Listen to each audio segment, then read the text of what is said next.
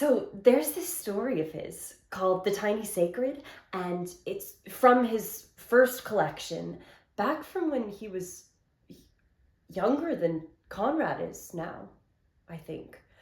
And there's this little orphan girl in it. Her name is Annabelle, but they call her the Thimble. Isn't that great? And she has consumption or something. So she lives mostly in this tiny little room, mostly in bed, and she creates these imaginary worlds in the swirls of her bedspread. I mean, things like that. And when things are particularly bleak, she does the hope dance on her bed, all alone at night. The hope dance. I mean, don't you just love that? So, when I was 10 or 11, after one particularly terrible day, you know, evil stepfather, drunken rage, poor me, blah, blah, blah.